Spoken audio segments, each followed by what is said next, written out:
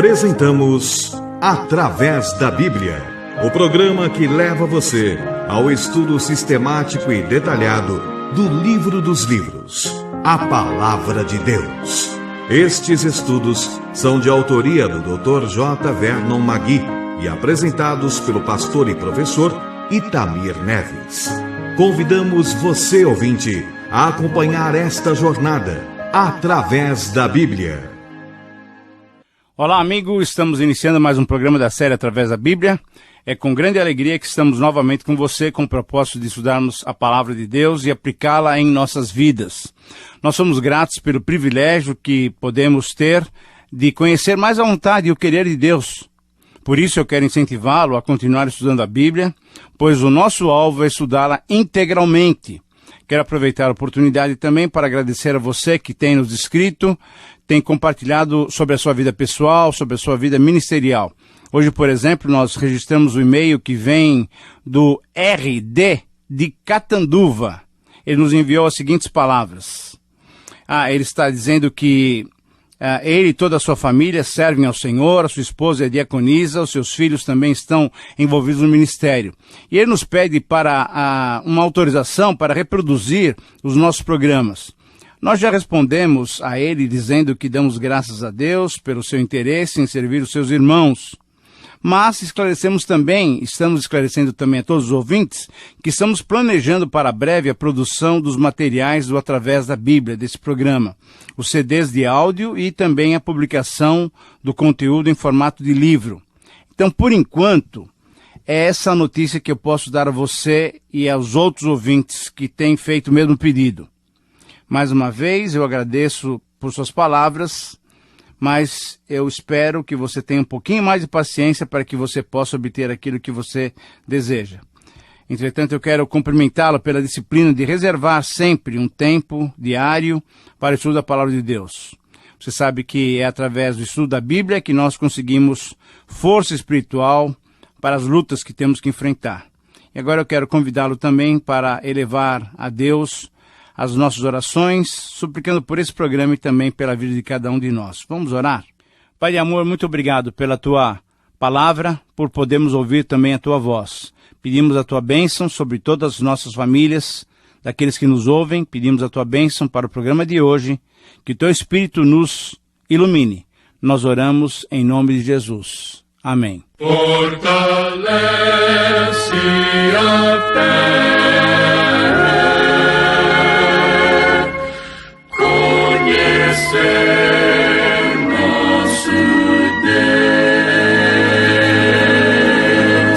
Querido amigo, hoje eu quero estudar com você todo o conteúdo do capítulo 8 de Levítico, onde encontramos a consagração de Arão e seus filhos para o serviço sacerdotal. Você deve se lembrar que nos primeiros programas em Levítico apresentamos o esboço do livro. E esse livro, que é um manual de santidade, ele pode ser dividido em 5 grandes porções. Em primeiro lugar, leis sobre os sacrifícios e ofertas do capítulo 1 a 7, que nós já estudamos. Em segundo lugar, início oficial do sacerdócio, capítulo 8 a 10, que nós vamos estudar a partir desse programa. Em terceiro lugar, leis sobre a purificação, capítulos 11 a 15. Depois, quarto lugar, leis sobre o Dia Nacional de Expiação, capítulo 16. E em quinto lugar, leis da santidade, capítulos 17 a 27. Assim, então, nesse capítulo 8, nós temos a descrição da oficialização do sistema sacrificial. Os incidentes na inauguração do sacerdócio arônico revelam que Yahvé aprovou o sistema, mas ressalta também que ele abominaria um ministério arrogante e independente dele mesmo. Por isso, nessa segunda parte do livro de Levítico, do capítulo 8 até o capítulo 10, nós vamos encontrar a narrativa dessa oficialização do sacerdócio. E nesse capítulo 8, nós vamos encontrar os primeiros sacrifícios sendo oferecidos. No capítulo 9 e no capítulo 10, encontraremos o julgamento divino de 2 sacerdotes que não agiram em conformidade com as leis de Deus. O capítulo 8 pode ser dividido em 3 porções. E elas certamente nos fornecem lições bem práticas para as nossas vidas. Então vamos a cada uma dessas divisões. Em primeiro lugar, nos versículos 1 a 13, temos a consagração do serviço sacerdotal. Nesse trecho, verificamos que nenhum homem tinha possibilidade de se aproximar de Deus por causa da sua pecaminosidade, por causa também da santidade de Deus. Ora, assim se explica a necessidade de haver um sacerdócio mediador. O sacerdócio que estava sendo estabelecido oficialmente era uma providência do próprio Deus e era a maneira adequada do povo poder se relacionar com ele. Como enfatizamos nos últimos programas, todo esse sistema era apenas uma sombra daquilo que aconteceria tempos depois, tempos mais tarde, na pessoa maravilhosa do nosso Senhor e Salvador, o Senhor Jesus Cristo, Cordeiro de Deus, que na verdade tira o pecado do mundo. Nosso grande sumo sacerdote, que pode se compadecer de nós pelas experiências que ele mesmo passou. Então, nesse trecho que estudamos, a consagração do serviço sacerdotal, nós vamos encontrar 7 etapas que deveriam ser cumpridas para que o sacerdócio oficialmente começasse a funcionar. Vamos então analisá-las uma a uma. Primeiro, nos versos 1 a 3, Deus orientou Moisés para que tomasse as providências para que essa cerimônia de oficialização fosse estabelecida, como nós já tínhamos visto em Êxodo 29:1.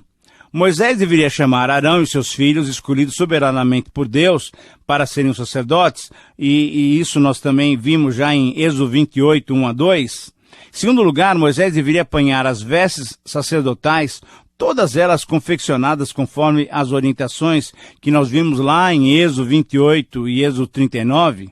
Terceiro, Moisés deveria levar consigo o óleo da unção. Quarto, deveria levar também o novilho da oferta pelo pecado. Quinto, Moisés deveria levar também 2 carneiros. E em sexto lugar, ele deveria levar o cesto de pães asmos, isso é, pães sem fermento. E em sétimo lugar, Moisés deveria finalmente convocar toda a congregação, todo o povo dos filhos de Israel, à porta da tenda, isto é, a porta do tabernáculo. Segunda observação, conforme o versículo 4, vemos mais uma vez a plena obediência de Moisés às palavras divinas, o que resultou na vinda de toda a congregação para aquela cerimônia inaugural do serviço sacerdotal. Querido amigo, você pode imaginar a expectativa do povo? Pense um pouquinho. Você pode imaginar o sentimento que se passava no coração de Moisés? E qual seria o sentimento que passava no interior de Arão e de seus filhos? Certamente, esse era um momento já aguardado por todos com grande ansiedade. Agora, finalmente, os verdadeiros adoradores poderiam expressar a sua gratidão a Deus através dos sacrifícios plenamente estabelecidos com a garantia de que eles seriam aceitos diante do Senhor. Agora, procure acompanhar essa narrativa tentando imaginar essa cena.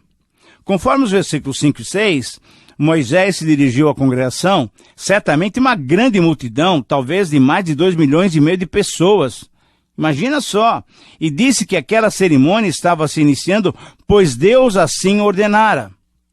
Moisés então trouxe para junto de si Arão e seus filhos, e os lavou com água, certamente a água que estava na bacia de bronze, que ficava situada no pátio do tabernáculo. Essa lavagem significava a purificação. A limpeza cerimonial do corpo era um símbolo da limpeza, da purificação interior da pessoa. Número 4. Conforme os versículos 7 a 9, temos a investidura, isto é, a consagração de Arão, através da colocação das suas vestes e de todos os paramentos já preparados anteriormente.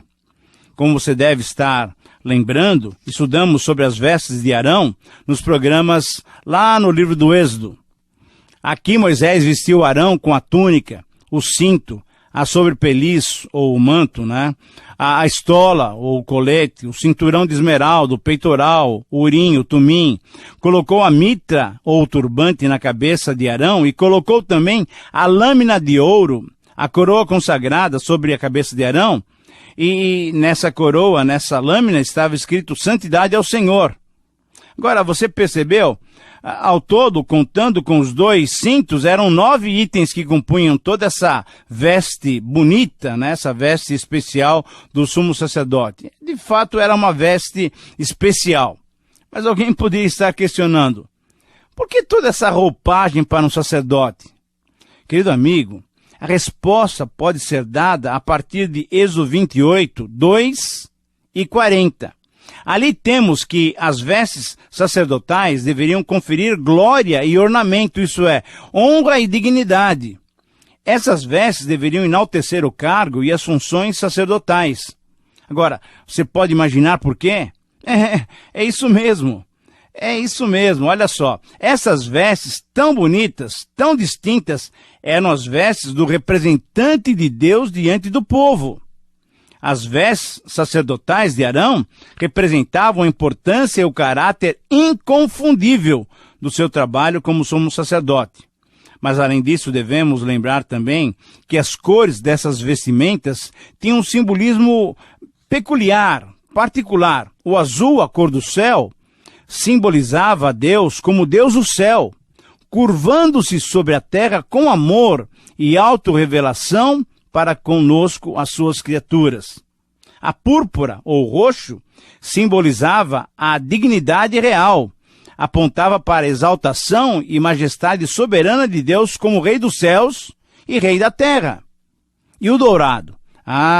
O dourado apontava para o ouro, metal precioso, que simbolizava para a realeza e a riqueza incomparável de Deus. Mas temos uma outra cor, que é o carmesim, ou vermelho rubro, a cor do sangue. Merecia um destaque essa cor, pois, como já mencionamos, criam os antigos que a vida estava no sangue e apontava para Deus como o doador da vida. Em quinto lugar, uma quinta observação para se fazermos nesse capítulo, nos versículos 10 e 11, temos o relato da unção do tabernáculo, de todas as suas partes, bem como a unção das partes que ficavam no pátio fora do tabernáculo, isto é, o altar e os seus utensílios, e a bacia e os seus utensílios, demonstrando e simbolizando mais uma vez que todo aquele material era consagrado, isso era separado para a ministração ao Senhor.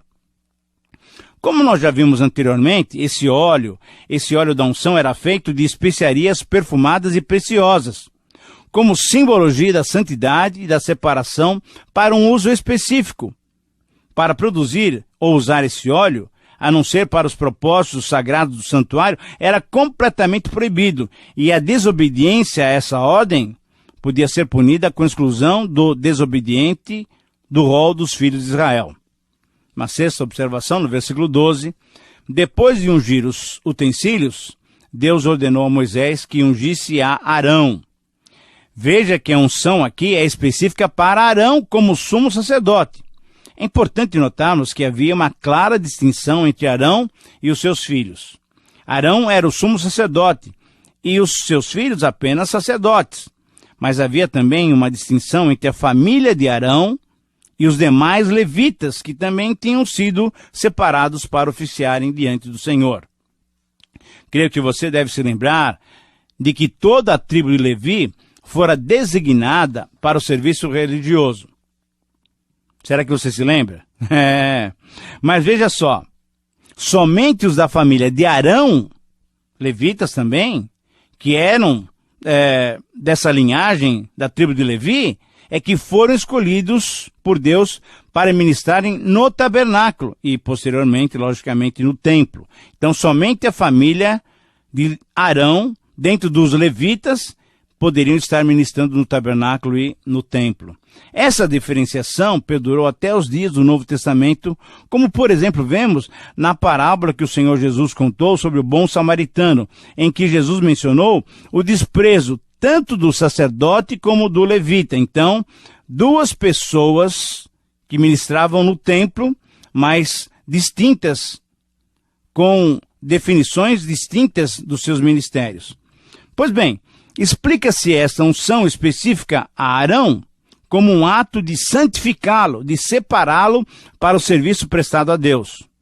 Como o óleo nas Escrituras simbolizava e simboliza ainda o Espírito Santo, a mensagem implícita nessa cerimônia indicava que essa consagração é assegurada somente pela ação do Espírito Santo, conforme podemos verificar depois em Atos 10:38. E uma sétima e última observação, ainda nessa primeira parte do capítulo, e como parte dessa preparação para a cerimônia da consagração, Moisés então agora chama os filhos de Arão, Nadab, Abiú, Eleazar e Itamar, e os vestiu com as suas roupas especiais do sacerdote. Querido amigo, uma das lições mais claras, uma das simbologias mais interessantes pode ser vista nesses versos. Arão simbolizava e prefigurava a pessoa do Senhor Jesus Cristo, nosso sumo sacerdote, grande e perfeito. Enquanto que os seus 4 filhos simbolizavam nós, os cristãos, que somos sacerdócio real. Como o sacerdócio dos filhos dependia do sacerdócio de Arão, assim também o nosso sacerdócio depende totalmente do Senhor Jesus Cristo. Agora, uma pergunta que lhe envolve, que lhe afeta diretamente. Você tem experimentado isso na sua vida ministerial? Veja bem que qualquer ministério que exerçamos, devemos fazê-lo na força e na capacitação do Senhor. E se assim procedermos, conforme disse Paulo lá em 1 Coríntios 15, 58, o nosso trabalho, quando feito no Senhor, não é vão. Mas vamos agora estudar a segunda parte desse capítulo. Em segundo lugar, então, nós encontramos os versos 14 a 30. E aqui nós já encontramos os primeiros sacrifícios, os sacrifícios feitos para a consagração. Nesses versos, quando nos deparamos sobre eles para analisá-los detidamente, nós vamos encontrar mais alguns detalhes sobre a consagração do sacerdócio. E aqui também nós vamos encontrar 7 etapas no oferecimento dos sacrifícios da consagração ao Senhor. Vamos ver então quais são essas 7 etapas. Primeiramente, nos versos 14 a 17, temos o oferecimento do novilho ou boi como oferta pelo pecado. A identificação com o substituto se dava através da imposição das mãos. Esse foi o primeiro sacrifício, pois o seu objetivo era conseguir a expiação, isto é, o perdão dos pecados. Embora Arão e seus filhos tivessem sido escolhidos para o sacerdócio, eles também eram pecadores como qualquer outro israelita. E precisavam do perdão divino para ter comunhão com Deus e para poderem representar o próprio Deus diante do povo. Então, nessa oferta pelo pecado, houve a imputação da justiça divina para Arão, para que ele fosse o intermediário entre Deus e os homens, e entre os homens e Deus. Segunda observação, nos versos 18 a 21, temos o oferecimento do carneiro do holocausto. Arão e seus filhos tinham que impor as mãos sobre o carneiro, identificando-se com o animal que os substituiria diante do Senhor. Moisés imolou, isto é, matou o cordeiro diante do Senhor e espargiu o sangue por volta do altar. Depois Moisés dividiu o carneiro nas partes já especificadas, queimou a gordura, a cabeça e as outras porções. Além disso, queimou as partes já estabelecidas que subiram a Deus como um aroma agradável. Eu imagino até que você que tem nos acompanhado deve estar perguntando, como é que Moisés, não sendo sacerdote, poderia oferecer esses sacrifícios? Querido amigo, veja bem, é necessário entendermos que Arão e os seus filhos ainda não tinham sido purificados e consagrados como sacerdotes. Nós estamos exatamente relatando a cerimônia que estava acontecendo para que eles fossem oficializados como sacerdotes. Então, por ordem divina, Moisés se tornou um sumo sacerdote interino, até que Arão e seus filhos fossem consagrados. Logo que Arão e seus filhos foram instituídos, Moisés então deixou de atuar como sacerdote. Esse carneiro oferecido como holocausto simbolizava a adoração a Deus e a imputação de santidade a Arão. Terceira observação, nos versos 22 a 23, temos o relato do oferecimento do carneiro da consagração ou do carneiro da ordenação, ou ainda do carneiro da perfeição, como sugere o original hebraico. Pois esse era um termo técnico para a oficialização para um cargo tão importante como o sacerdócio. Assim, como nos 2 sacrifícios anteriores, aqui também houve a imposição das mãos como demonstração da plena identificação com a vítima que os substituíam. Moisés sacrificou também esse carneiro, e o sangue foi passado na ponta da orelha direita de Arão, sobre o polegar da mão direita e sobre o polegar do pé direito, que eram os membros representativos de todo o corpo, simbolizando a total consagração de Arão ao serviço sacerdotal, através do ouvir, através do agir e através do andar de acordo com a palavra de Deus. Quarta observação, no versículo 24, Moisés repetiu com os seus sobrinhos, né? São os 4 filhos de Arão, esse mesmo ato que fizera com Arão, passando sangue então nessas partes do corpo, simbolizando que toda a pessoa estava sendo consagrada totalmente a Deus. Quinta observação, nos versículos 25 a 27, encontramos mais uma vez a oferta movida diante do Senhor. Todas as partes que seriam queimadas por Moisés colocou nas mãos de Arão e dos seus filhos para que fossem movidas diante de Deus, isto é, para que fossem levantadas diante do Senhor, naquele balançar sincronizado do corpo diante do altar. Essa era uma clara referência a, simbolicamente, entregarmos tudo ao Senhor. Sexta observação, nos versículos 28 a 29, nos é relatado que essa oferta da consagração, da perfeição, ela envolvia a cremação das porções, tanto do animal como dos pães apresentados como ofertas ao Senhor. Tudo isso era queimado. Mas no versículo 29, nos mostra que o peito do carneiro oferecido foi reservado para Moisés se alimentar dele, conforme as ordens do Senhor. Então, novamente demonstrando o cuidado do Senhor para com aqueles que lhe ministram.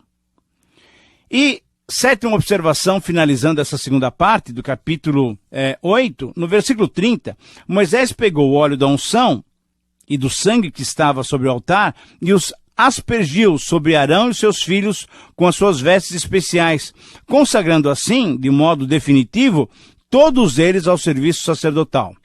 Através dessa atitude, estava sendo imputado oficialmente a Arão e também aos seus descendentes o serviço, a tarefa sacerdotal do povo de Israel. Esses dois elementos, isto é, o sangue e o óleo, significavam as bênçãos que seriam posteriormente concedidas ao povo de Deus.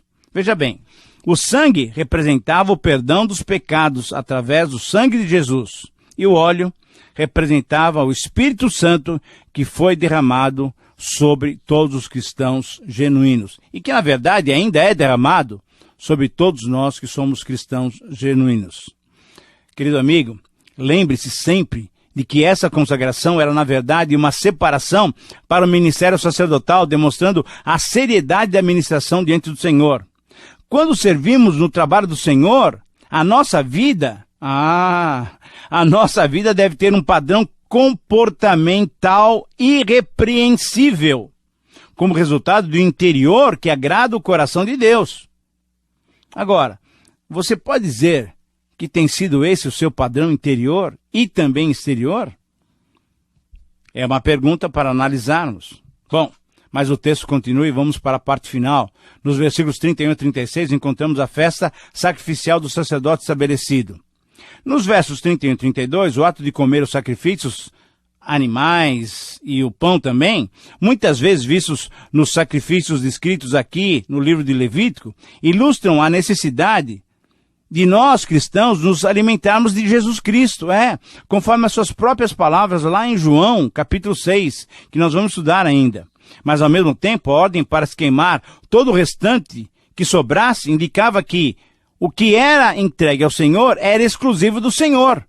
Então, o ato de queimar indicava que a totalidade da oferta, a totalidade do adorador estava sendo entregue ao Senhor. Essa reclusão dos sacerdotes por 7 dias nos limites do templo tinha um significado muito especial, pois indicava uma completa separação dos sacerdotes para o serviço cultual a Yahvé. Não saindo dos limites do tabernáculo, não se contaminariam, pois nesses 7 dias Moisés deveria ainda oferecer em favor de Arão e dos seus filhos os mesmos sacrifícios que tinha feito nesse dia especial de consagração. Querido amigo, devemos notar também que em todas essas ordens minuciosas estava implícito o cuidado que deveriam ter os sacerdotes ao se relacionarem com Deus que é santo. Lembre-se, sem santificação ninguém verá o Senhor. Terminamos assim o nosso estudo de hoje, com a expectativa de que tenha edificado a sua vida. Escreva-nos por carta ou por e-mail. Queremos compartilhar a palavra de Deus com você. Queremos saber da sua vida ministerial e pessoal também. Que Deus te abençoe. Nós te mandamos um forte abraço. Fique na paz do Senhor.